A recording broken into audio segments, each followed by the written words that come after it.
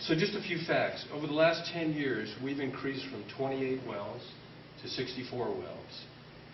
So we've more than doubled the amount of wells, and we're producing less than 75% the amount of water.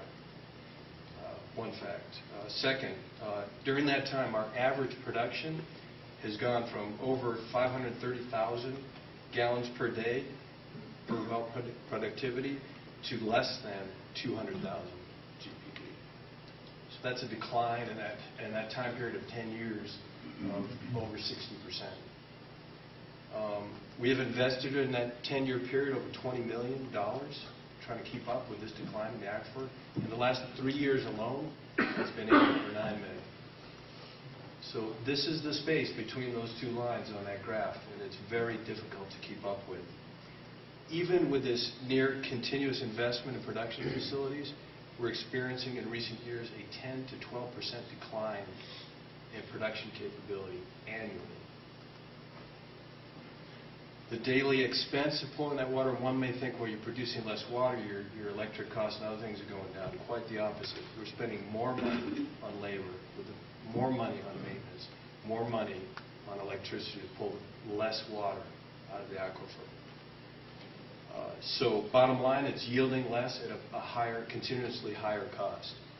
Because of that, we stand in support of this project. I have 15 million water utility authority bonds that will be issued roughly in 2015 and 2017, and those may certainly change depending on how the federal and state money flows and how the construction actually progresses. Project completion in 2018, water flowing in 2019. And in order to try to minimize the cost, the long-term rate of the water, we've designed this in such a way that the local governments contribute, starting in this current fiscal year, $1 million to the project, and that will ramp up over time. The uses in the finance plan are for the projected operation and maintenance cost of the project will be about $9 million a year. There'll be deposits into that renewal and replacement fund beginning at about $500,000 a year and increasing to $2 million a year.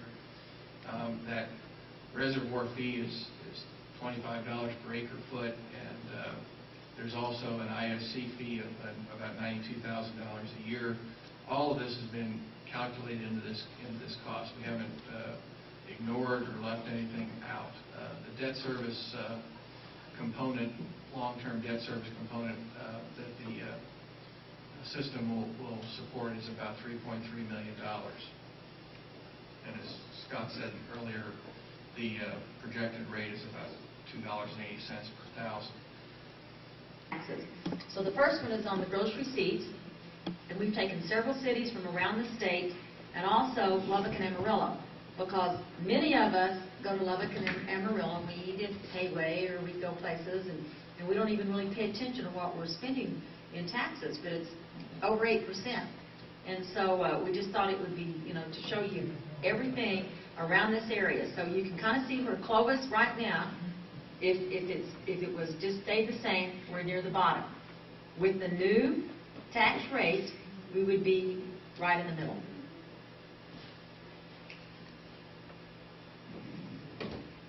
Now the next one is the property tax rankings.